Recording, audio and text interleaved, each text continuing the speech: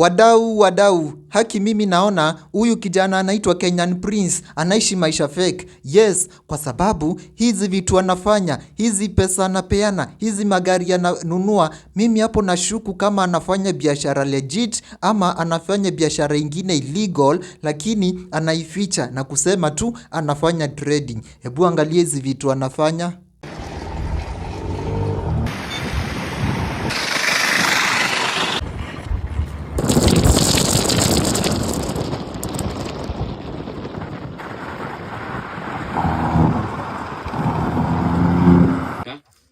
But before you guys today, that is her car.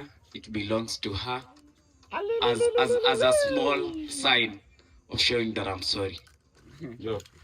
Wadau, mimi najua the moment utaona kamera imesimamishwa, audience imeitwa, watu wameanza kurecord na kuna music ina play, ile kitu inafanyika hapo si legit, ile kitu inafanyika hapo ni fake, kwa sababu mtu akiwa na kitu hahitaji kwenda akisema, haendangi akionyesha watu. Kwa mfano, mtu tajiri haendangi akisema ako na pesa, hata mtu kama Ruto haendangi akisema ako na mkono mrefu. Mtu akiwa mwenda wazimu haendangi akisema yeye ni mwenda wazimu.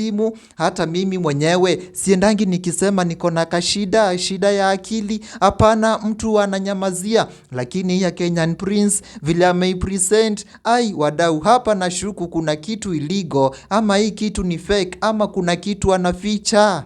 Wale watu influential, whether ni wanasiasa ama public figures, mimi kitu nimeona huwa wanafanya, huwa wanaangalia aspirations za watu wanataka nini, alafu wanatengeneza hiyo kitu watu wanataka na wanawapromise na wanawapatia tu kidogo kidogo. Yes, ukiangalia hii mambo Kenyan Prince anaona watu wanapenda nini, wale audience wake huwa wanataka nini, sasa na watengeneze hiyo lifestyle na anaanza tu kwa rekodia kidogo kidogo. Ukiangalia pia kwa ile kitabu ya 48 Laws of Power imeandikwa na Robert Greene, law number 43 inasema work on the minds and hearts of others. Sasa the moment anaweka hiyo information kwa akili yako na kwa roho yako, unaanza kuona Kenyan Prince ndiye ako na pesa mingi hii Kenya. Kenyan Prince tunataka kuwa kama yeye, kumbe si hivyo. Hata yeye anajua ile kitu anataka, na the moment atakuuzia kitu umpatie pesa, ata confirm ile vile Bible inasema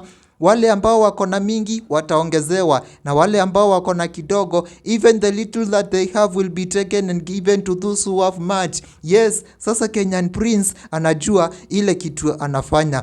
Na mimi kuna lesson nyingine huwa wanafunza kwa Eastern philosophy, inasemanga ukipanda farasi alafu uona itaki kwenda. Yes, farasi ama donkey, kitu unafanya ukiwa tu juu yake unatafuta carrot na unaishikia hapo tu mbele ya kichwa yake. Sasa hiyo farasi itaanza kutembea ndio ifikie hiyo carrot ndio iume. Ile kitu hiyo farasi ijui ni kwamba wewe mwenye umeshika hiyo carrot tayari uko juu yake. Kwa hivyo mtaenda tu hadi mfike mahali ulikuwa unataka kwenda. Umewauzia hiyo promise na hiyo hope. Sasa mimi ile advice naweza wapea nyinyi wadau, usikubali watu kama Kenyan Prince wakupee pressure ya hii life, kwa sababu kila mtu kwa hii maisha anaendanga na pace yake. Bora tu ana make progress na yeye ndiye anajua anataka kufika wapi. Wewe unafaa tu kwenda na hiyo pace yako na progress yako. Anyway, those are my views. My name is Richard the Creator. Subscribe to this channel for more content.